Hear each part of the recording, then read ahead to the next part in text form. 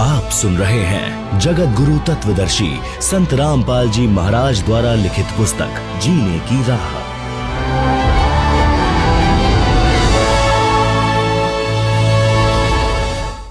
आप सुन रहे हैं जगत गुरु तत्वदर्शी संत रामपाल जी महाराज द्वारा लिखित पुस्तक जीने की राह। भूमिका। जीने की राह पुस्तक घर घर में रखने योग्य है।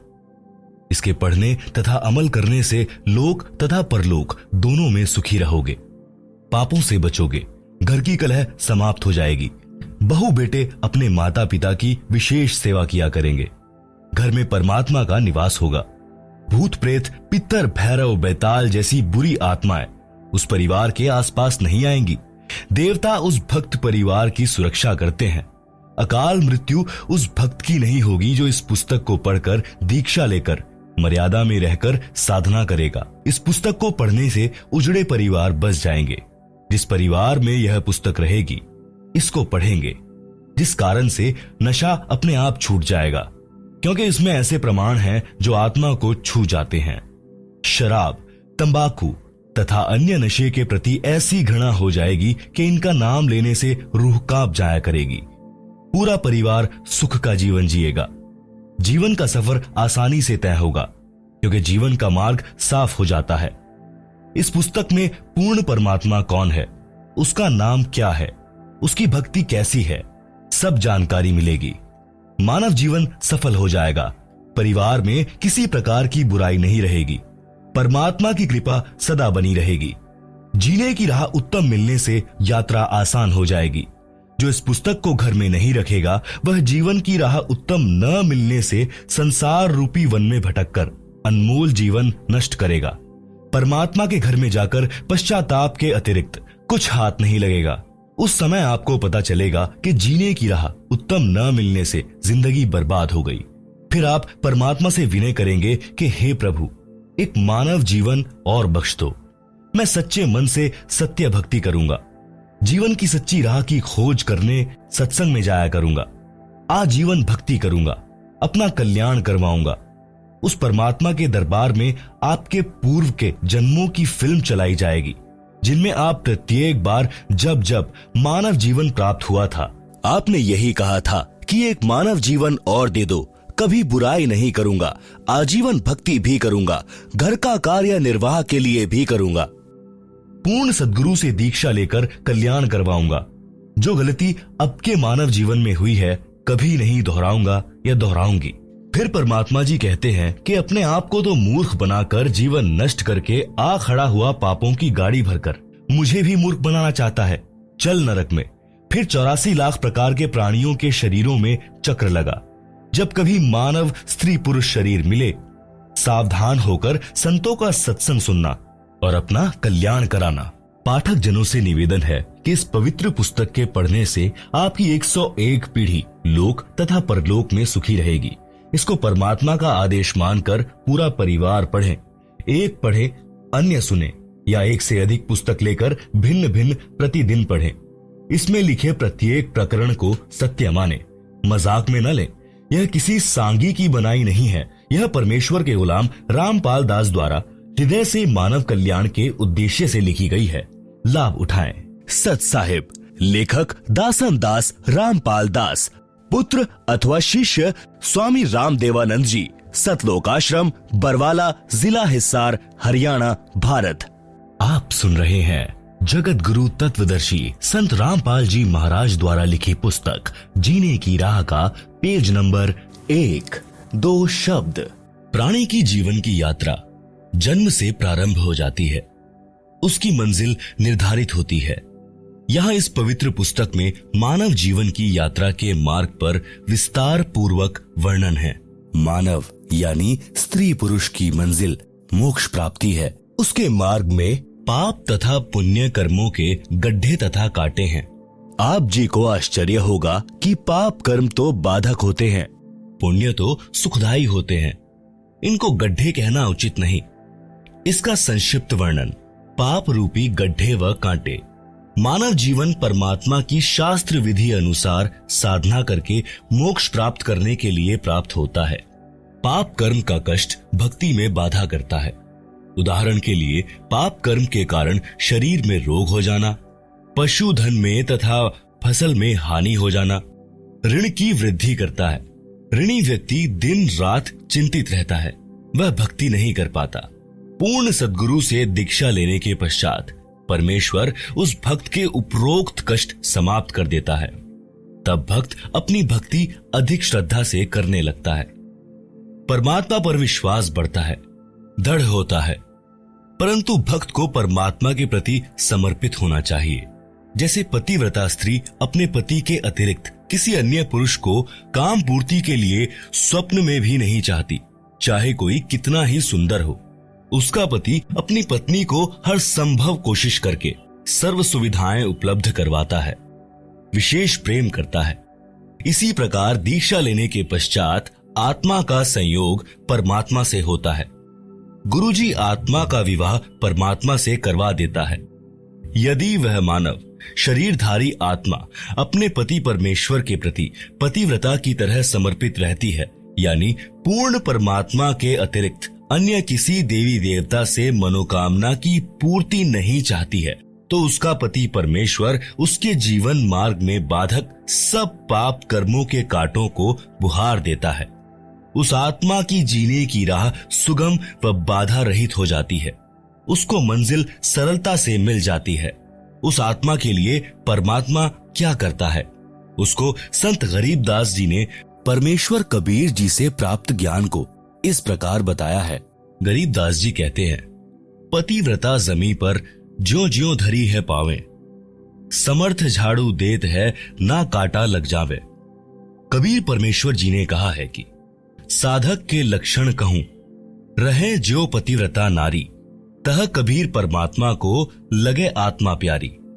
पतिव्रता के भक्ति पथ को आप साफ करें करतार, आन उपासना त्याग दे सो पतिव्रता पार।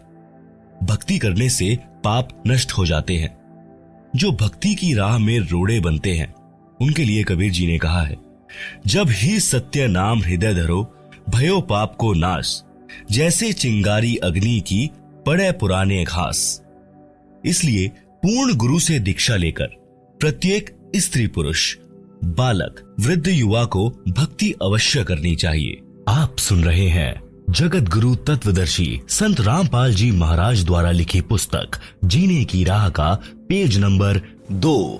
पुण्य भी भक्ति की राह में बाधक है। पूर्व जन्मों के पुण्य के कारण घर में धन होता है, सर्व सुविधाएं होती हैं। किसी को राजपद प्राप्त होता है जो भक्ति में बाधक होता है। वह सुख उसको परमात्मा से कोसों दूर यानी कई किलोमीटर दूर कर देता है। ऐसा सुख भी जीने की राह में रोड़ा है, परमात्मा प्राप्ति की मंजिल को दूर कर देता है। कबीर जी कहते हैं, सुख के माथे पत्थर पड़ो, नाम हृदय से जावे, बलिहारी व दुख के जो पल पल नाम रटावे। एक धनी व राजपद प्राप्त व्यक्ति को परमात्मा की कथा सुनाने की कोशिश करके देखें, उसकी बिल्कुल रुचि नहीं बनेगी। दूसरी ओर पाप कर्मों की मार झेल रहे व्यक्ति को परमात्मा चर्चा सुनाएं, उसे बताएं कि परमात्मा सर्व कष्ट दूर कर देता है। आप परमात्मा की भक्ति किया करो। देखो, अपने गांव का अमूक व्यक्ति उस संत से दीक्षा लेकर सुखी हो गया। वह भी आपकी तरह कष्ट में था, तो वह दुखी व्यक्ति भक्ति पर लग जाता है। उसके लिए वह दुख वरदान बन गया। जो सुखी है उसको कैसे समझाएं? उसके पास तो पुण्यों की मलाई पर्याप्त है। वह धनी व्यक्ति अपने पुण्यों को खा खर्च कर खाली होकर तथा पापों की मालगाड़ी भरकर मृत्यु उपरांत परमात्मा के दरबार में मुंह लटकाकर भयभीत होकर जाएगा। कुत्ते गधे सुअर के जन्म पाएगा। इसके विपरीत दुखी निर्धन व्यक्ति परमात्मा की भक्ति करके, दान धर्म करके वर्तमान जीवन में भी सुखी हो जाएगा। पाप कर्मों से बचकर पुण्यों की मालगाड़ी भरकर भक्ति धन का धनी होकर परमात्मा के दरबार में निर्भय होकर जाएगा। परमात्मा सीने से लगाएगा, उस भक्त को मोक्ष देकर सदा सुखी कर देगा। यदि धनी राज्य पद प्राप्त सुखी व्यक्ति भी भक्ति पर लग जाए तो उसका तो कार्य बना बनाया है, मोक्ष में कोई अड़चन नहीं है। एक प्रश्न। एक सज्जन पुरुष ने कहा कि मैं कोई नशा नहीं करता, सब बुराइयों से दूर हूँ, दूसरे की बहन बेटियों को अपनी समझता हूँ, कोई पाप नहीं करता, मुझे भक्ति की कोई आवश्यकता नहीं है। सत्संग में ऐसे ऐसे स्त्री पुरुष जाते देखे हैं जो प्रत्येक बुराई करते थे, बदनाम थे। इसका उत्तर, जैसे 2 एकड़ जमीन है, 1 एकड़ को बहाकर सवार रखा है, यानी उसके झाड़ बोझड़े घास काट कर हल या ट्रैक्टर से बहा करके साफ सुथरा कर रखा है और बीज बोया नहीं। दूसरे एकड़ जमीन में सब खरपतवार, झाड़ भोजड़े तथा घास अड़ा खड़ा है, तो दोनों ही व्यर्थ हैं। यदि दूसरे एकड़ को किसी ने संवार कर साफ करके गेहूं बो दिया और पहले साफ किए में कुछ नहीं बोया, तो दूसरा उस पहले वाले से कई गुना उपयोगी है, जिसको संवार कर छोड़ दिया गया और बीज बोया नहीं। आप सुन रहे हैं जगत गुरु तत्वदर्शी संत रामपाल जी महाराज द्वारा लिखी पुस्तक जीने की राह का पेज नंबर 3। इसलिए यदि आप विकार बुराई रहित हैं, तो आप जी को भक्ति बीज बोना पड़ेगा, तभी आप जी के शरीर रूपी जमीन का लाभ होगा। जो बुराई करते थे उनको ज्ञान हुआ और बुराई त्याग कर भक्ति करते हैं, तो उन्होंने अपने जीने की राह बदल ली, साफ कर ली, मंजिल निकट हो गई। आप आगे पढ़ेंगे कि एक वैश्या ने कबीर परमात्मा जी का सत्संग सुना और अपनी राह बदल ली तथा नाम दीक्षा लेकर सत्संग में जाने लगी।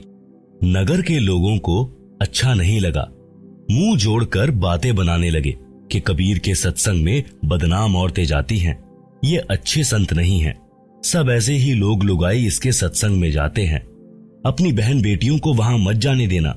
ये विचार लोगों के सुनकर कुछ भक्त भी गुरुजी से गांव वालों की भाषा बोलने लगे। तब परमेश्वर कबीर जी ने बताया, कुश्ती हो संत बंदगी कीजिए, जे हो वैश्या को प्रभु विश्वास, चरण चित्त दीजिए। भावार्थ, यदि किसी भक्त को कुष्ठ रोग है और वह भक्ति करने लगा है, तो भक्त समाज को चाहिए कि उससे घृणा न करे, उसको प्रणाम करे जैसे अन्य भक्तों को करते हैं। उसका सम्मान करना चाहिए, उसका हौसला बढ़ाना चाहिए। भक्ति करने से उसका जीवन सफल होगा, रोग भी ठीक हो जाएगा।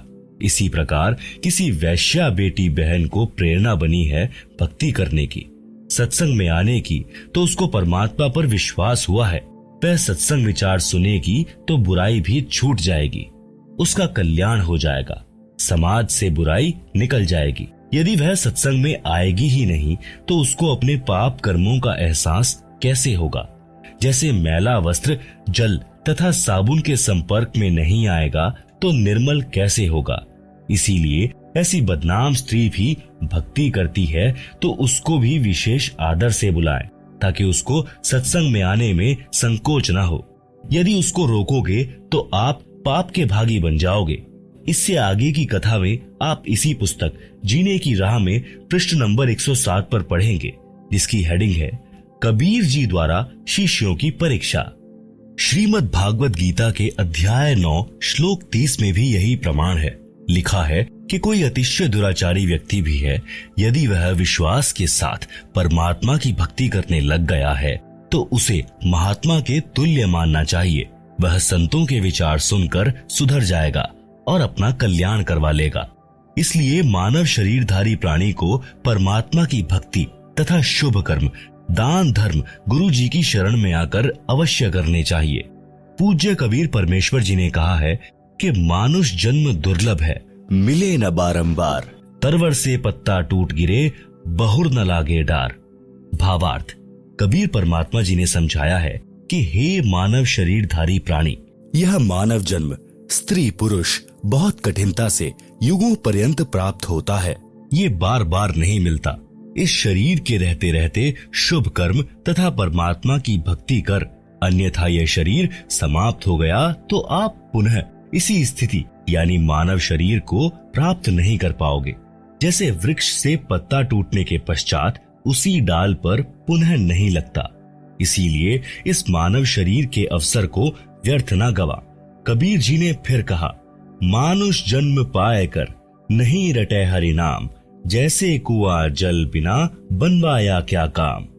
भावार्थ, मानव जीवन में यदि भक्ति नहीं करता तो वह जीवन ऐसा है जैसे सुंदर कुआं बना रखा है, यदि उसमें जल ही नहीं है या जल है तो खारा यानी पीने योग्य नहीं है।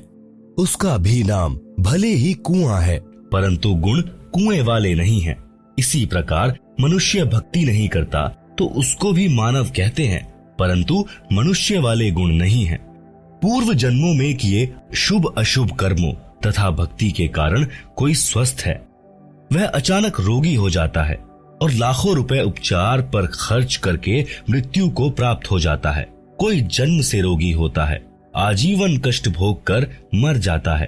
कोई निर्धन होता है, कोई धनवान ही जन्मता है। किसी के लड़के लड़की होते हैं तो किसी को संतान प्राप्त ही नहीं होती, किसी को पुत्री पुत्री ही संतान होती है, चाहने पर भी पुत्र नहीं होता। ये सब पूर्व जन्मों के कर्मों का फल मानव भोगता है।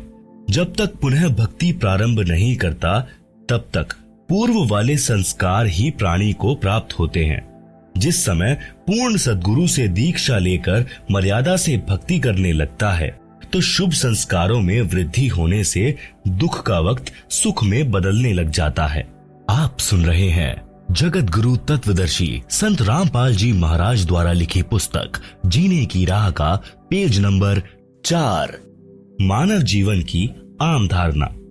जब तक यथार्थ आध्यात्मिक ज्ञान नहीं होता तो जन साधारण की धारणा होती है कि बड़ा होकर पढ़ लिखकर अपने निर्वाह की खोज करके विवाह कराकर परिवार पोषण करेंगे, बच्चों को उच्च शिक्षा तक पढ़ाएंगे, फिर उनको रोजगार मिल जाए उनका विवाह करेंगे, परमात्मा संतान को संतान दे, फिर हमारा कर्तव्य पूरा हुआ।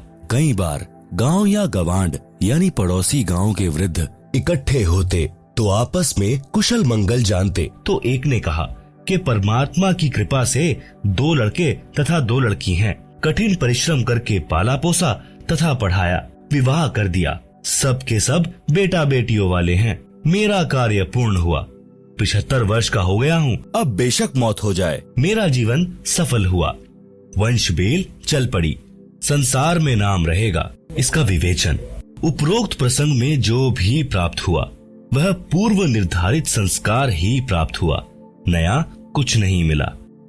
आप सुन रहे हैं जगत गुरु तत्वदर्शी संत रामपाल जी महाराज द्वारा लिखी पुस्तक जीने की राह का पेज नंबर 5।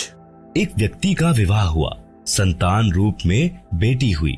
मानव समाज की धारणा रही है कि पुत्र नहीं है तो उसका वंश नहीं चलता, परंतु आध्यात्मिक ज्ञान की दृष्टि से पुत्र पुत्री में कोई अंतर नहीं माना जाता। आशा लगी कि दूसरा पुत्र तो बेटा होगा, मगर दूसरी भी लड़की हुई।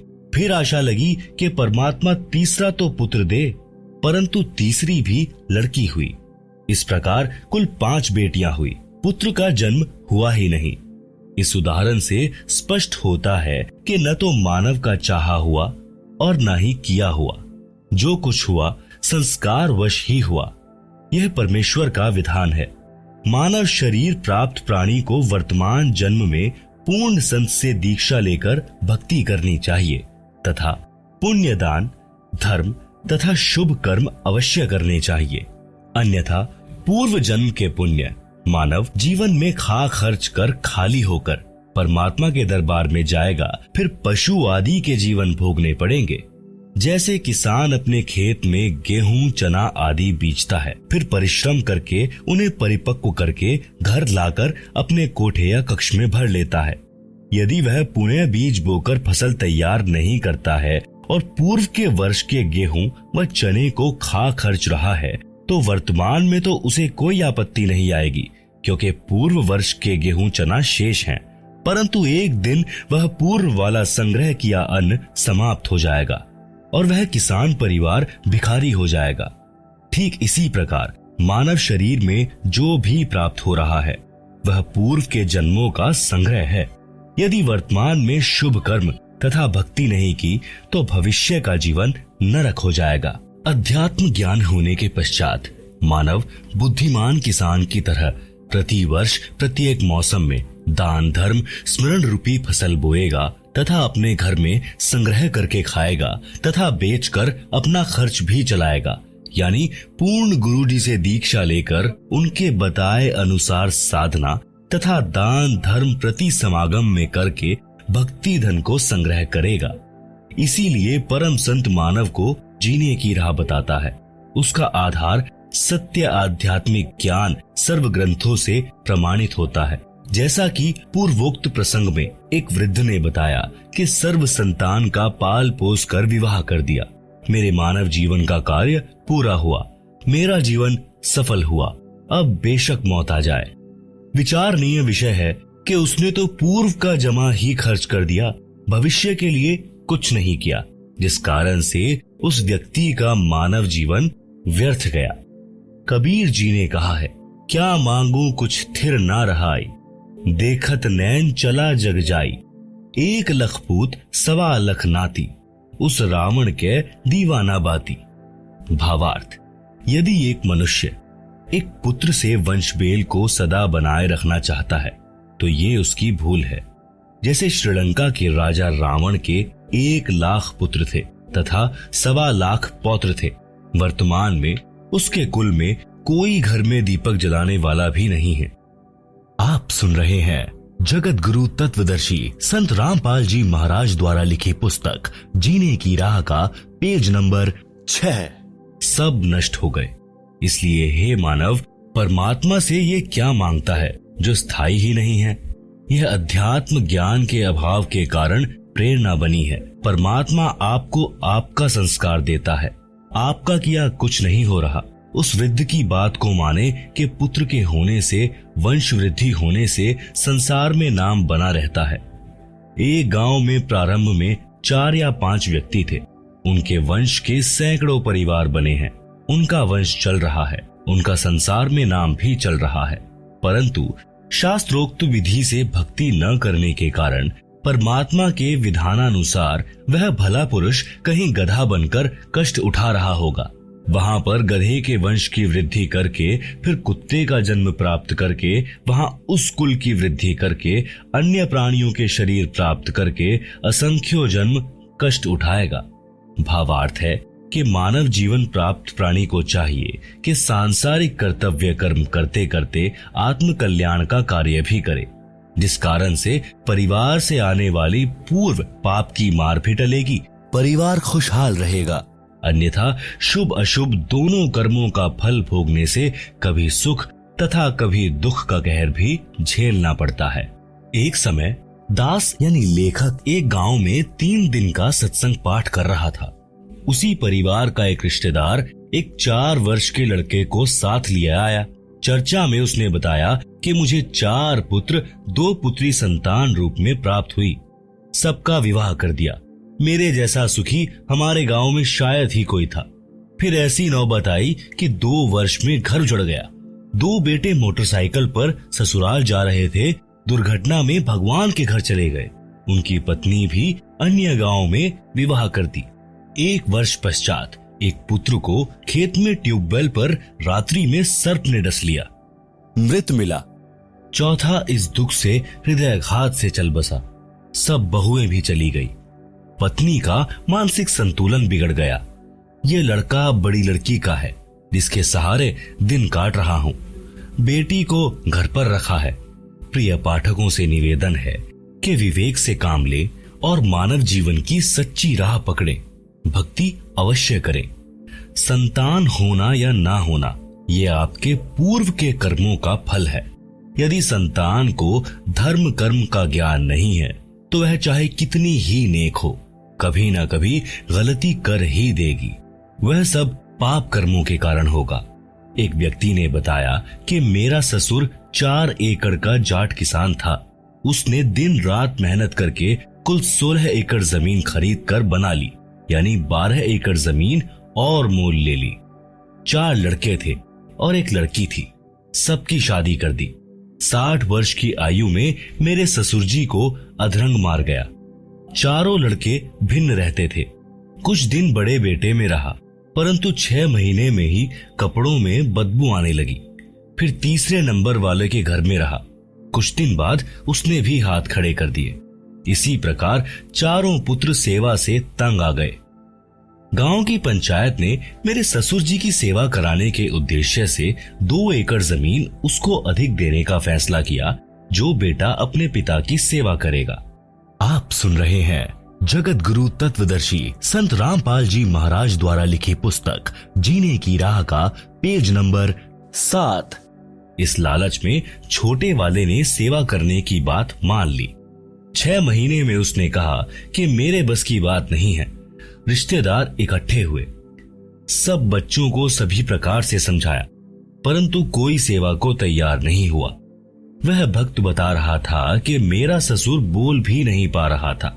जब छोटा पोता सामने आया तो गर्दन के संकेत से कह रहा था कि आजा मेरे पास, लाड करूंगा। यह भूल पड़ी है, बेटों ने तो कर दी मौज, पोतों की कसर बाकी है। उन 2 एकड़ को ठेके पर देकर उसके लिए एक नौकर रखा, दुर्गति से मरा। विचार करें कि ऐसे कमेरे व्यक्ति को ये भी ज्ञान होता कि भक्ति तथा धर्म के बिना मानव जीवन नरक बन जाता है, तो वह उसके साथ साथ परमात्मा की भक्ति भी करता तथा ऐसी दशा को प्राप्त नहीं होता। बच्चे भी सेवा करते। सत्संग में यही शिक्षा दी जाती है। श्रद्धालुओं को दया धर्म का पाठ पढ़ाया जाता है। आश्रम में सत्संग के दौरान वृद्ध, रोगी, अपंग, छोटे बच्चों सहित माताएं, बहनें, बेटियां आती हैं। आश्रम में पुराने भक्तों तथा भक्तमतियों की ड्यूटी लगाई जाती है। वे आने वाले वृद्धों, रोगियों तथा अन्य असहायों की सेवा करते हैं। उनको स्नान कराते हैं, उनके वस्त्र धोते हैं, भोजनालय से भोजन प्रसाद लाकर पंडाल में बैठों को खिलाते हैं। चाय दूध भी वहीं बैठों को लाकर देते हैं। विचार करें कि जो बच्चे सत्संग में जाने वाले तथा बेटी, बहनें, माई व भक्त भाई सत्संग में आने वाले गैरों की सेवा करते हैं, तो वे घर पर अपने माता पिता, भाई बहन, सास ससुर की भी उसी भाव से सेवा करेंगे, क्योंकि उनका स्वभाव बन जाता है। उनके दिलों में दया भरी रहती है। उनको परमात्मा का विधान अच्छी तरह याद होता है। जैसा कि पूर्व में प्रसंग है कि एक कमेरे किसान को अधरंग मारना और बच्चों द्वारा अनदेखा करना। यदि वे लड़के तथा बहुएं सत्संग में जाते तो वे अपने पिता की बहुत सेवा करते। यदि वह किसान परमात्मा की भक्ति करता तो उसका शरीर स्वस्थ रहता और उसकी भक्ति के कारण भजन के तेज से प्रभावित होकर परिवार अपने आप आदर करता है। उदाहरण के लिए साधु संत भक्ति ही करते हैं, जिस कारण गांव का गांव उनका सेवा सत्कार करता है। इसी प्रकार भक्ति करने से परमात्मा की शक्ति अपने आप अन्य को प्रेरित करके भक्त के अनुकूल परिस्थिति बना देती है। इसीलिए भक्ति करने की प्रेरणा संतजन देते हैं। सत्संग से जीने की राह अच्छी बनती है। कबीर परमेश्वर ने फिर बताया है, काया तेरी है नहीं, माया कहां से होए, भक्ति कर दिल पाक से, जीवन है दिन दोए। बिन उपदेश अचंभ है, क्यों जीवत है प्राण, भक्ति बिना कहां ठोर है, ये नर नाही पाषाण। आप सुन रहे हैं जगत गुरु तत्वदर्शी संत रामपाल जी महाराज द्वारा लिखी पुस्तक जीने की राह का पेज नंबर 8। भावार्थ। परमात्मा कबीर जी कह रहे हैं कि हे भोले मानव, मुझे आश्चर्य है कि बिना गुरु से दीक्षा लिए किस आशा को लेकर जीवित है। न तो शरीर तेरा है, ये भी त्याग कर जाएगा, फिर संपत्ति आपकी कैसे है। जिनको यह विवेक नहीं है कि भक्ति बिना जीव का कहीं भी ठिकाना नहीं है, तो वे नर यानी मानव नहीं हैं, वे तो पत्थर हैं। उनकी बुद्धि पर पत्थर गिरे हैं। कबीर जी ने फिर कहा है कि बेगार की परिभाषा अगम निगम को खोज ले, बुद्धि विवेक विचार, उदय अस्त का राज मिले तो बिन नाम बेकार। भावार्थ। पुराने समय में पुलिस थानों में जीप, कार आदि गाड़ियां नहीं होती थी। जब पुलिस वालों को कहीं छापा मारनी होती थी तो किसी प्राइवेट 3 व्हीलर या 4 व्हीलर वालों को जबरदस्ती पकड़ लेते और उसके व्हीकल में बैठकर जहां जाना होता ले जाते। ड्राइवर भी 3 व्हीलर वाला होता था तथा पेट्रोल डीजल भी वही अपनी जेब से डलवाता था। उस दिन की दिहाड़ी भी नहीं कर पाता था। पुलिस वाले उसको सारा दिन इधर उधर घुमाते रहते थे। आम व्यक्ति तो ये विचार करता था कि ये 3 व्हीलर वाला आज तो बहुत ज्यादा कमाई करेगा, सारा दिन चला है, परंतु उसका मन ही जानता था उस दिन उसके साथ क्या बीती होती थी। ऐसे ही राजा लोग इस जन्म में भक्ति ना करके केवल राज्य व्यवस्था को बनाए रखने में जीवन समाप्त कर रहे हैं, तो वे बेगार करके जाते हैं। पूर्व जन्म के धर्म कर्म से राजा बनता है, वर्तमान जन्म में उसी पुण्य को खर्च खा रहा होता है।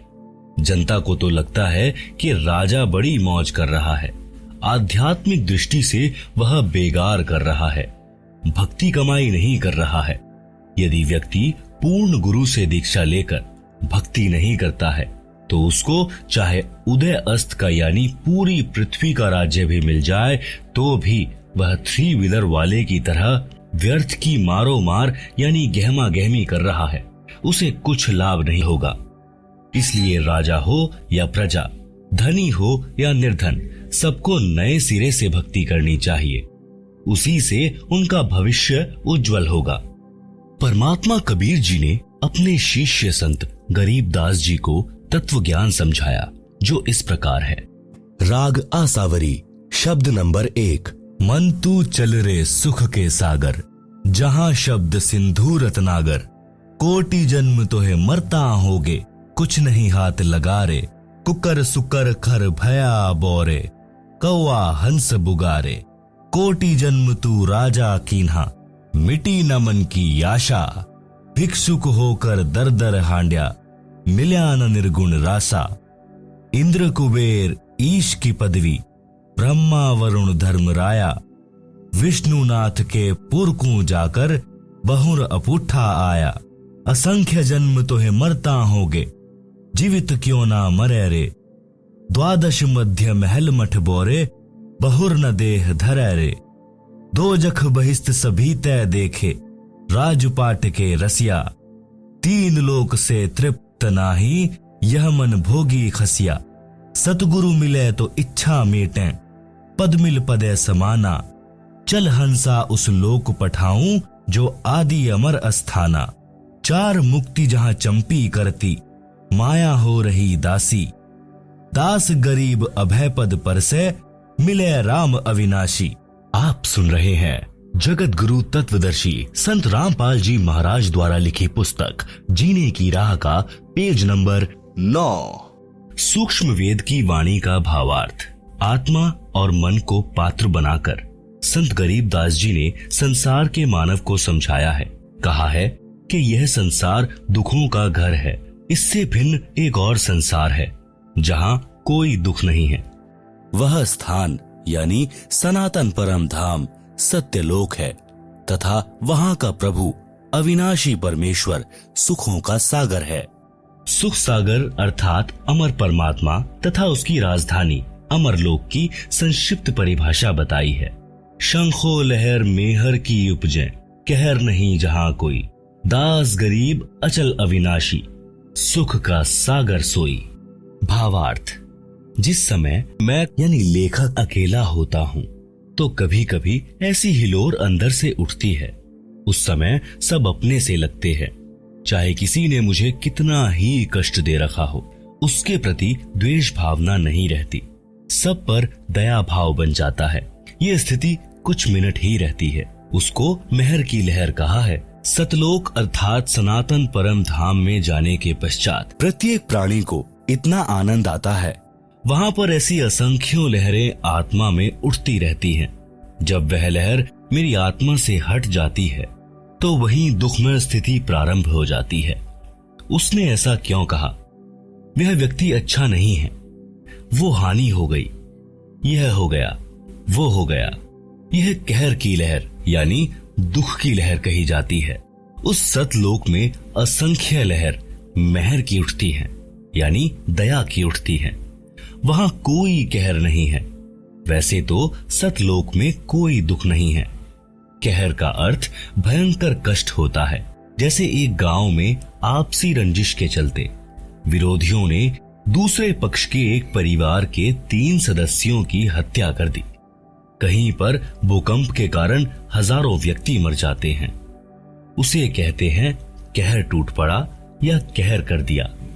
ऊपर लिखी वाणी में सुख सागर की परिभाषा संक्षिप्त में बताई है।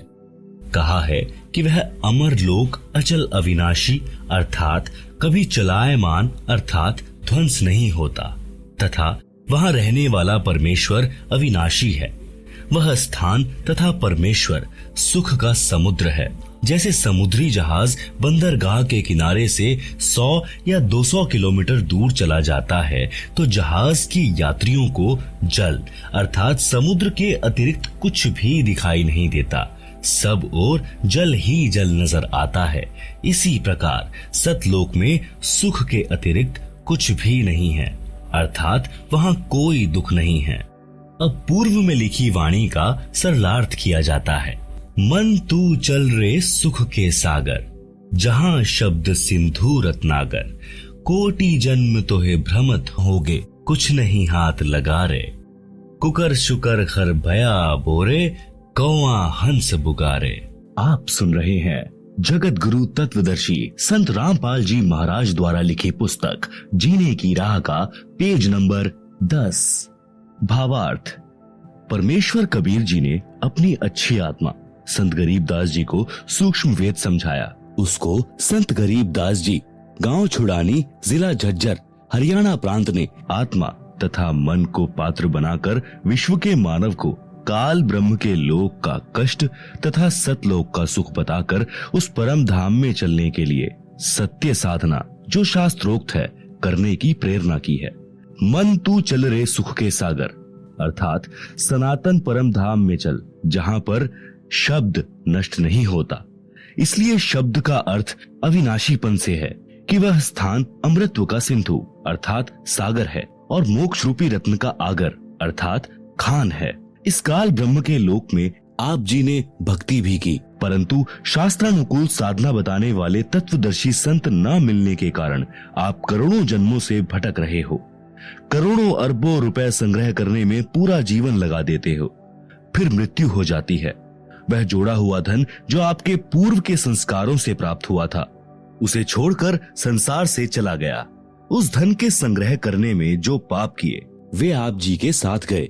आप जी ने उस मानव जीवन में तत्वदर्शी संत से दीक्षा लेकर शास्त्र विधि अनुसार भक्ति की साधना नहीं की, जिस कारण से आपको कुछ हाथ नहीं आया। पूर्व के पुण्यों के बदले धन ले लिया, वह धन यहीं रह गया, आपको कुछ भी नहीं मिला। आपको मिले धन संग्रह तथा भक्ति शास्त्रानुकूल न करने के पाप, जिनके कारण आप कुकर यानी कुत्ता, खर यानी गधा, सुकर यानी सुअर, कौवा यानी कि एक पक्षी, हंस एक पक्षी जो केवल सरोवर में मोती खाता है, बुगा बुगला पक्षी आदि आदि की योनियों को प्राप्त करके कष्ट उठाया। कोटि जन्म तू राजा कीन्हा, मिटी न मन की आशा, भिक्षुक होकर दर दर हांड्या, मिलान निर्गुण रासा। सरलार्थ। हे मानव, आप जी ने काल ब्रह्म की कठिन से कठिन साधना की, घर त्याग कर जंगल में निवास किया, फिर गांव व नगर में घर घर के द्वार पर हांड्या अर्थात घूमा। भिक्षा प्राप्ति के लिए जंगल में साधनारत साधक निकट के गांव या शहर में जाता है। एक घर से भिक्षा पूरी नहीं मिलती तो अन्य घरों से भोजन लेकर जंगल में चला जाता है। कभी कभी तो साधक एक दिन भिक्षा मांग कर लाते हैं, उसी से 2-3 दिन निर्वाह करते हैं। रोटियों को पतले कपड़े रुमाल जैसे कपड़े को छालना कहते हैं। छालने में लपेटकर वृक्ष की टहनियों से बांध देते थे। वे रोटियां सूख जाती हैं, उनको पानी में भिगोकर नरम करके खाते थे। वे प्रतिदिन भिक्षा मांगने जाने में जो समय व्यर्थ होता था उसकी बचत करके उस समय को काल ब्रह्म की साधना में लगाते थे। आप सुन रहे हैं जगत गुरु तत्वदर्शी संत रामपाल जी महाराज द्वारा लिखित पुस्तक जीने की राह का पेज नंबर 11। भावार्थ है कि जन्म मरण से छुटकारा पाने के लिए अर्थात पूर्ण मोक्ष प्राप्ति के लिए वेदों में वर्णित विधि तथा लोक वेद से घोर तप करते थे। उनको तत्वदर्शी संत न मिलने के कारण निर्गुण रासा अर्थात गुप्त ज्ञान जिसे तत्व ज्ञान कहते हैं वह नहीं मिला, क्योंकि यजुर्वेद अध्याय 40 मंत्र 10 में तथा चारों वेदों का सारांश रूप श्रीमद् भगवद गीता अध्याय 4 श्लोक 32 तथा 34 में कहा है कि जो यज्ञों अर्थात धार्मिक अनुष्ठानों का विस्तृत ज्ञान स्वयं सच्चिदानंद घन ब्रह्म अर्थात परम अक्षर ब्रह्म अपने मुख कमल से बोलकर सुनाता है वह तत्व ज्ञान अर्थात सूक्ष्म वेद है। गीता ज्ञान दाता ब्रह्म ने कहा है कि उस तत्व ज्ञान को तू तत्व ज्ञानियों के पास जाकर समझ। उनको दंडवत प्रणाम करने से, नम्रता पूर्वक प्रश्न करने से वे परमात्म तत्व को भली भांति जानने वाले तत्वदर्शी संत तुझे तत्व ज्ञान का उपदेश करेंगे। इससे सिद्ध हुआ कि तत्व ज्ञान न वेदों में है और न ही गीता शास्त्र में। यदि होता तो एक अध्याय और बोल देता, कह देता कि तत्व ज्ञान उस अध्याय में पढ़े। संत गरीबदास जी ने मन के बहाने मानव शरीरधारी प्राणियों को समझाया है कि वह निर्गुण रासा अर्थात तत्व ज्ञान न मिलने के कारण काल ब्रह्म की साधना करके आप करोड़ों जन्मों में राजा बने। फिर भी मन की इच्छा समाप्त नहीं हुई, क्योंकि राजा सोचता है कि स्वर्ग में सुख है। यहाँ राज में कोई सुख चैन नहीं है, शांति नहीं है। निर्गुण रासा का भावार्थ, निर्गुण का अर्थ है कि वह वस्तु तो है परंतु उसका लाभ नहीं मिल रहा। वृक्ष के बीज में फल तथा वृक्ष निर्गुण रूप में है। उस बीज को मिट्टी में बीजकर सिंचाई करके वह सरगुण वस्तु वृक्ष को फल प्राप्त की जाती है। यह ज्ञान न होने से आम के फल व छाया से वंचित रह जाते हैं। रासा अर्थात झंझट अर्थात उलझा हुआ कार्य।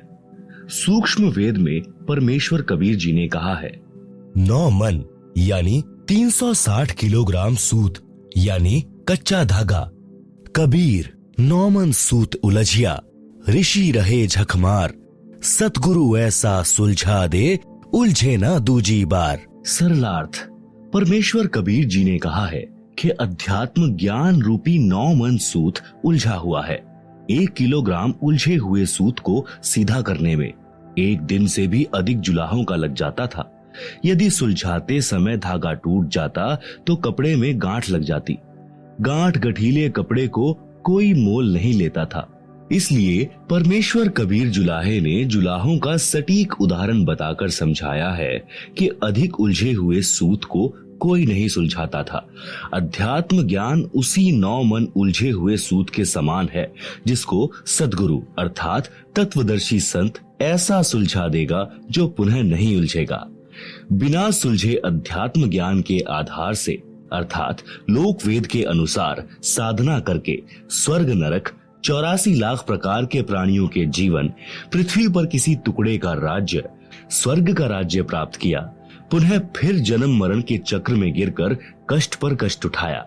परंतु काल ब्रह्म की वेदों में वर्णित विधि के अनुसार साधना करने से वह परम शांति तथा सनातन परम धाम प्राप्त नहीं हुआ, जो गीता अध्याय 18 श्लोक 62 में कहा है, और न ही परमेश्वर का वह परम पद प्राप्त हुआ, जहाँ जाने के पश्चात साधक लौटकर संसार में कभी नहीं आते, जो गीता अध्याय 15 श्लोक 4 में कहा है। काल ब्रह्म की साधना से निम्न लाभ होता रहता है। वाणी नंबर 3, इंद्र कुबेर ईश की पदवी, ब्रह्मा वरुण धर्मराया, विष्णुनाथ के पुरकू जाकर बहुर अपूठा आया। आप सुन रहे हैं जगत गुरु तत्वदर्शी संत रामपाल जी महाराज द्वारा लिखित पुस्तक जीने की राह का पेज नंबर 12। सरलार्थ, काल ब्रह्म की साधना करके साधक इंद्र का भी पद प्राप्त कर सकता है। इंद्र स्वर्ग के राजा का पद है। इसको देवराज अर्थात देवताओं का राजा तथा सुरपति भी कहते हैं। यह सिंचाई विभाग अर्थात वर्षा मंत्रालय भी अपने अधीन रखता है। एक प्रश्न, इंद्र की पदवी कैसे प्राप्त होती है? उत्तर, अधिक तप करने से तथा 100 मन घी का प्रयोग करके धर्म यज्ञ करने से एक धर्म यज्ञ संपन्न होती है। ऐसी 100 धर्म यज्ञ निर्विघ्न करने से इंद्र की पदवी साधक प्राप्त करता है। तप या यज्ञ के दौरान यज्ञ या तप की मर्यादा भंग हो जाती है तो नए सिरे से यज्ञ या तप करना पड़ता है। इस प्रकार इंद्र की पदवी प्राप्त होती है। एक और प्रश्न, इंद्र का शासन काल कितना है? मृत्यु उपरांत इंद्र के पद को छोड़कर प्राणी किस योनि को प्राप्त करता है? उत्तर, इंद्र स्वर्ग के राजा के पद पर 72 चौकड़ी अर्थात 72 चतुर्युग तक बना रहता है। एक चतुर्युग में सतयुग, त्रेता युग, द्वापर युग तथा कलयुग का समय होता है।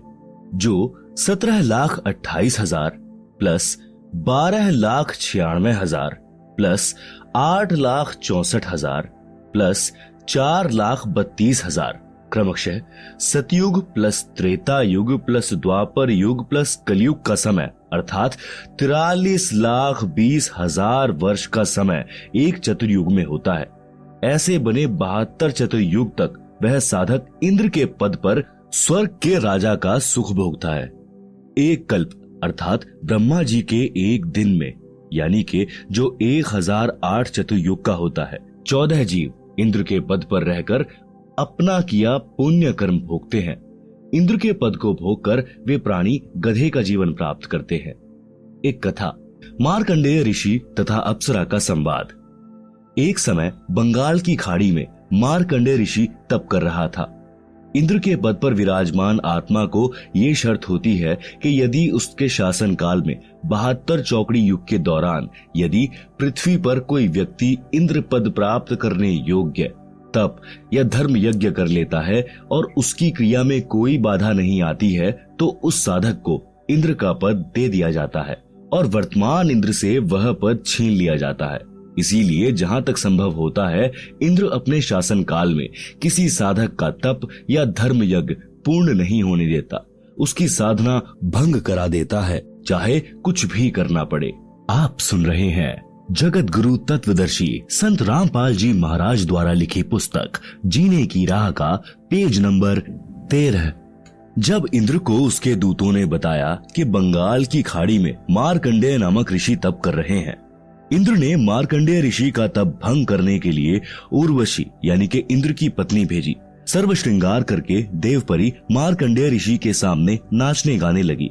अपनी सिद्धि से उस स्थान पर बसंत ऋतु जैसा वातावरण बना दिया। मार्कंडेय ऋषि ने कोई उत्सुकता नहीं दिखाई। उर्वशी ने कमर का नाड़ा तोड़ दिया, निर्वस्त्र हो गई। तब मार्कंडेय ऋषि बोले, हे बेटी, हे बहन, हे माई, आप यह क्या कर रही हो? आप यहाँ गहरे जंगल में अकेली किस लिए आई? उर्वशी ने कहा कि ऋषि जी मेरे रूप को देखकर इस आरण्य खंड यानी वन खंड के सर्व साधक अपना संतुलन खो गए, परंतु आप डगमग नहीं हुए। न जाने आपकी समाधि कहाँ थी। कृपया आप मेरे साथ इंद्रलोक में चलो, नहीं तो मुझे सजा मिलेगी कि तू हार कर आ गई। मार्कंडेय ऋषि ने कहा कि मेरी समाधि ब्रह्मलोक में गई थी, जहां पर मैं उन उर्वशियों का नाच देख रहा था जो इतनी सुंदर हैं कि तेरे जैसी तो उनकी 7 बांदियां अर्थात नौकरानियां हैं। इसीलिए मैं तेरे को क्या देखता, तेरे पर क्या आसक्त होता। यदि तेरे से कोई सुंदर हो तो उसे ले आ। तब देवपरी ने कहा कि इंद्र की पटरानी अर्थात मुख्य रानी मैं ही हूँ, मुझसे सुंदर स्वर्ग में कोई औरत नहीं है। तब मार्कंडेय ऋषि ने पूछा कि इंद्र की मृत्यु होगी तब तू क्या करेगी? उर्वशी ने उत्तर दिया कि मैं 14 इंद्र भोगूंगी। भावार्थ है कि श्री ब्रह्मा जी के एक दिन में 1008 चतुर्युग होते हैं, जिसमें 72 चतुर्युग का शासन काल पूरा करके 14 इंद्र मृत्यु को प्राप्त होते हैं। इंद्र की रानी वाली आत्मा ने किसी मानव जन्म में इतने अत्यधिक पुण्य किए थे, जिस कारण से वह 14 इंद्रों की पटरानी बनकर स्वर्ग सुख तथा पुरुष सुख को भोगेगी। मार्कंडेय ऋषि ने कहा कि वो 14 इंद्र भी मरेंगे, तब तू क्या करेगी? उर्वशी ने कहा कि फिर मैं मृत्यु लोक यानी पृथ्वी लोक को मनुष्य लोक अर्थात मर्त्य लोक कहते हैं, मैं गधी बन जाऊंगी और जितने इंद्र मेरे पति होंगे वे भी पृथ्वी पर गधे की योनि प्राप्त करेंगे। मार्कंडेय ऋषि बोले, फिर मुझे ऐसे लोक में क्यों ले जा रही थी जिसका राजा गधा बनेगा और रानी गधी की योनि प्राप्त करेगी? उर्वशी बोली कि अपनी इज्जत रखने के लिए, नहीं तो वे कहेंगे कि तू हार कर आई है। मार्कंडेय ऋषि ने कहा कि गधियों की कैसी इज्जत, तू वर्तमान में भी गधी है क्योंकि तू 14 खसम करेगी और मृत्यु उपरांत तू स्वयं स्वीकार रही है कि मैं गधी बनूंगी। गधी की कैसी इज्जत? इतने में वहीं पर इंद्र आ गया, विधानानुसार अपना इंद्र का राज्य मार्कंडेय ऋषि को देने के लिए। कहा कि ऋषि जी हम हारे और आप जीते, आप इंद्र की पदवी स्वीकार करें। मार्कंडेय ऋषि बोले, अरे अरे इंद्र की पदवी मेरे किसी काम की नहीं, मेरे लिए तो काग यानी कौवे की बीट के समान है। मार्कंडेय ऋषि ने इंद्र से फिर कहा कि तू मेरे बताए अनुसार साधना कर, तेरे को ब्रह्मलोक ले चलूंगा। इस इंद्र के राज्य को छोड़ दे। इंद्र ने कहा कि हे ऋषि जी, अब तो मुझे मौज मस्ती करने दो, फिर कभी देखूंगा। आप सुन रहे हैं जगत गुरु तत्वदर्शी संत रामपाल जी महाराज द्वारा लिखी पुस्तक जीने की राह का पेज नंबर 14। पाठक जनों, विचार करो। इंद्र को पता है कि मृत्यु के उपरांत गधे का जीवन मिलेगा, फिर भी उस क्षणिक सुख को त्यागना नहीं चाहता। कहा कि फिर कभी देखूंगा। फिर कब देखेगा? गधा बनने के पश्चात तो कुम्हार देखेगा कि कितना वजन गधे की कमर पर रखना है और कहां से डंडा मारना है। ठीक इसी प्रकार इस पृथ्वी पर कोई छोटे से टुकड़े का प्रधानमंत्री, मंत्री, मुख्यमंत्री या राज्य में मंत्री बना है, या किसी पद पर सरकारी अधिकारी या कर्मचारी बना है, या धनी है, उसको कहा जाता है कि आप भक्ति करो, नहीं तो गधे बनोगे। वे या तो नाराज हो जाते हैं, कहते हैं कि हम क्यों बनेंगे गधे। फिर से मत कहना। कुछ सभ्य होते हैं, वे कहते हैं कि किसने देखा है गधे बनते हैं। फिर उनको बताया जाता है कि सब संत तथा ग्रंथ बताते हैं, तो अधिकतर कहते हैं कि देखा जाएगा। उनसे निवेदन है कि मृत्यु के पश्चात गधा बनने के बाद आप क्या देखोगे? फिर तो कुम्हार देखेगा कि आप जी के साथ कैसा बर्ताव करना है।